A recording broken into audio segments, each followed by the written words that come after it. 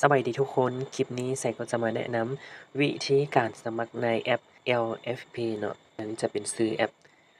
ก่อนอื่นหมดเลยเราก็ต้องได้กดบอลอยู่ในนี้เนาะบอลสีฟ้านี่กดเข้าไปเลยแล้วเราเปลี่ยนถุงชาติตัวนี้ให้เป็นถุงชาติลาวเนาะเป็นภาษาลาวในเมื่อที่ว่าเราสมัครแอปนี้แล้วเราจะได้อย่างใดหนึ่งก็คือเราสามารถหารายได้โดยที่ว่าเราบ่ได้ลงทุนจักกีบเลยบัดนี้สอง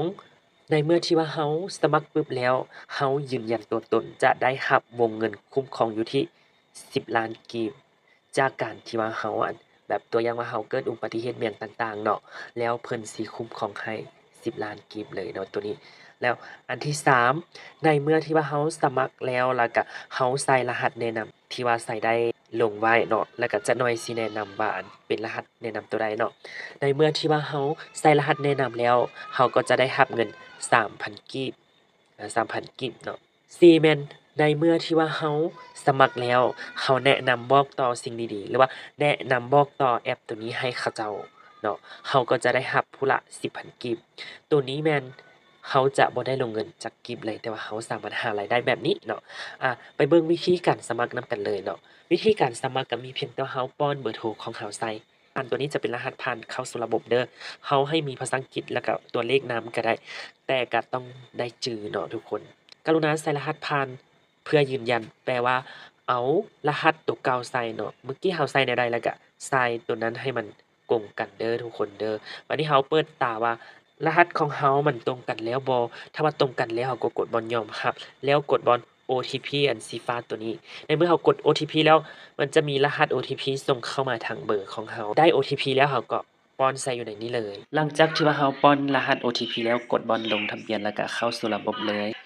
ถ้าว่าเราสิยืนยันตัวตนเลยก็กดบ่อนไปยืนยันตัวตนเนาะถ้าว่าค้ำไปก่อนก็คือเราสามารถค้ำไปก่อนได้ตัวนี้จะเป็นรายละเอียดเนาะ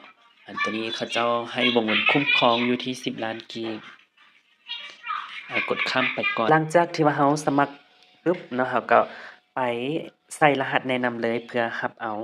3,000กีบนั่นเองกดเข้าบอนคองคอยอยู่ตรงนี้แล้วกดบอน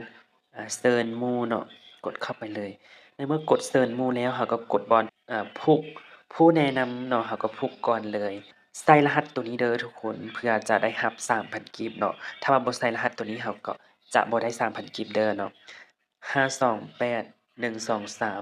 99ตัวนี้เลยแล้วกดผูกในเมื่อกดผูกแล้วเราก็ยืนยันผูกอีกครั้งหนึ่งแล้วเราก็จะได้เงินอยู่ที่3,000กีบทันทีเลยเนาะสมมุติว่าเรา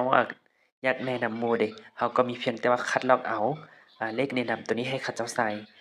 แล้วก็ได้คือกันเนาะเราก็จะได้จากการแนะนำหมู่เนาะโอเค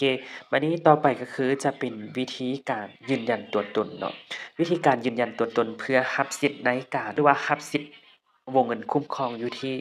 10,000,000กีบเรามีเพียงแต่ว่ากดอ่าบ่ได้ยืนยันนะครับก็มีเพียงแต่ว่ากดเข้าไปเลยแล้วเราก็มีเพียงแต่ว่าเพิ่นบอกไซซ์อิหยังแล้วก็เราก็ใส่ตามนั้น